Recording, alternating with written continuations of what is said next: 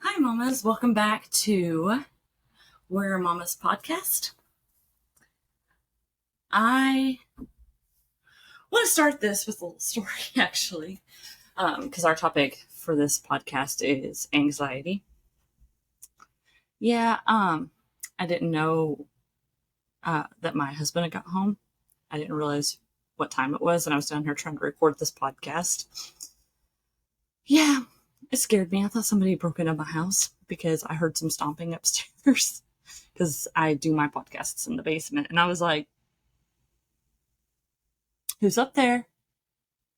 So, needless to say, I had to run up the stairs and figure out what was going on. Found my husband, and I was like, oh, thank God. For real, thank God.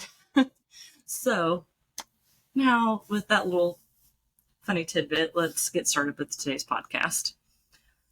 Generalized anxiety disorder is characterized by excessive or unrealistic anxiety about two or more aspects of life. Examples will include work, social relationships, financial matters, accompanied by muscle tension, impaired concentration, or insomnia. I was diagnosed with generalized anxiety disorder and persistent depression due to a concussion I had while I was in the military. I had traumatic events happen in my life. If you've seen the other podcasts, you know. But I am able to kind of date back when my anxiety started, and it's right around the time that I had my concussion. So they were able to match that together, that's what's causing my anxiety. Anxiety not only affects us, but it affects our family members.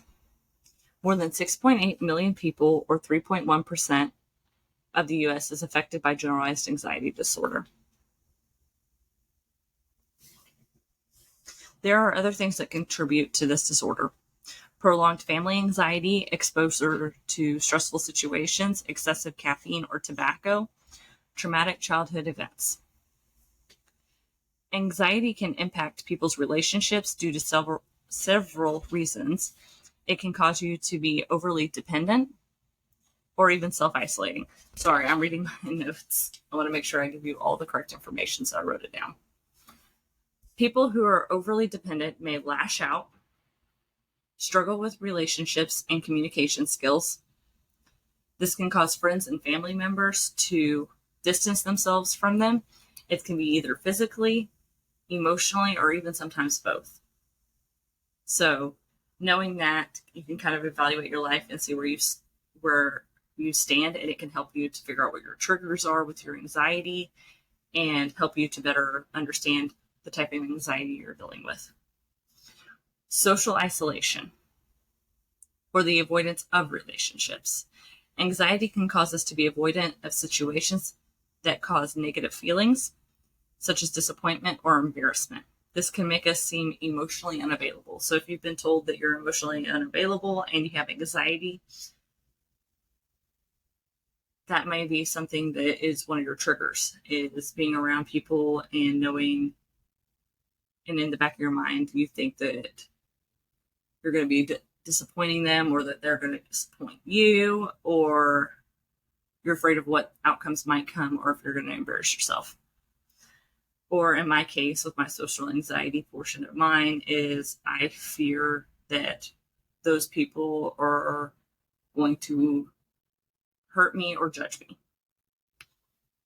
Chronic tension, or feelings of restlessness, can be felt by those around us. It can make our friends feel like they have to be careful about what they say or do. This can cause communication issues. So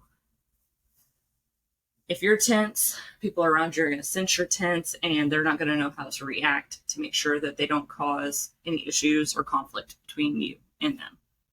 So we need to keep that in mind too when we're around people. If we're tense, we're going to make people feel tense. Ways to help with anxiety. Breathe. Count to 10 slowly. Replace your negative thoughts with positive ones. Practice acceptance. Know your triggers. And avoid your worst triggers. Seek help if needed. don't be afraid to ask for help. I actually do go to counseling. That's one of the sections I'm going to talk about in here. All this information that I have that I got from this article, I will link the article in the description of the video so that if you want to go read the full article, you can. I'm just giving hot points in the article. I'm in no way a mental health professional, so I want to make sure that y'all know and understand that. That's going to be the little disclaimer, and I will make sure I put that in the description too. So I am not here to give medical advice. Just know that. Some ways I help with my anxiety are breathing, counting, talking with my husband, and going to therapy. When I get anxious, if I cannot calm myself down, it will send me into a panic attack.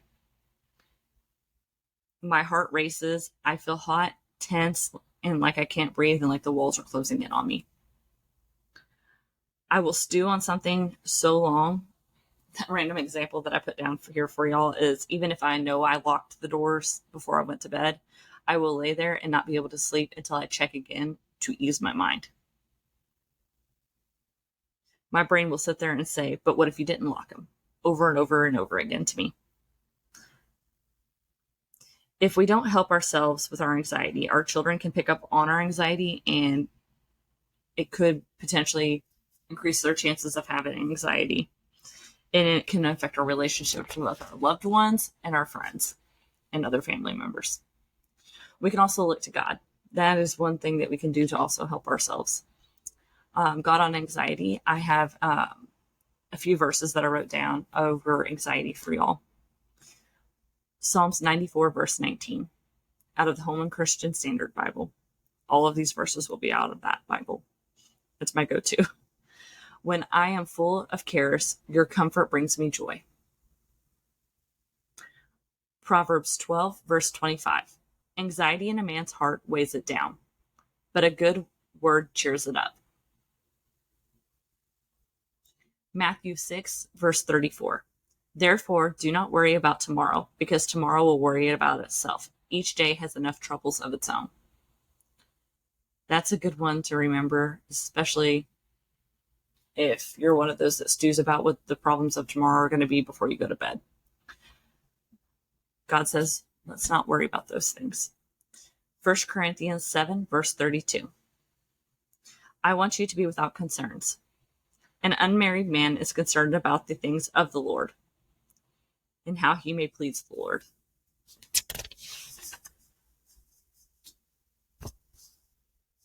Isaiah 35, 4. Say to the cowardly, be strong and fear not. Here is your God. Vengeance is coming. God's retribution is coming, and he will save you. Philippians 4, 6. Don't worry about anything, but in everything, through prayer and petition with thanksgiving, let your requests be known to God. God wants us to come to him with our worries and anxieties and lay them at the foot of the cross. So if you have made it this far, lay your burdens down to God and ask him to help you with your anxieties and worries. It may not come fast, but he will listen. He may put someone in your life that can help you. I hope you have a wonderful day. If you like the information, please give the video a like and subscribe, and feel free to turn on notifications if you'd like. I'm not going to say you have to. I do homeschool content as well as my podcasts about mom stuff and mental health. If you have prayer requests, please leave them in the comments so myself or other mamas can pray with you. And God bless, and I will see you in my next video. Bye.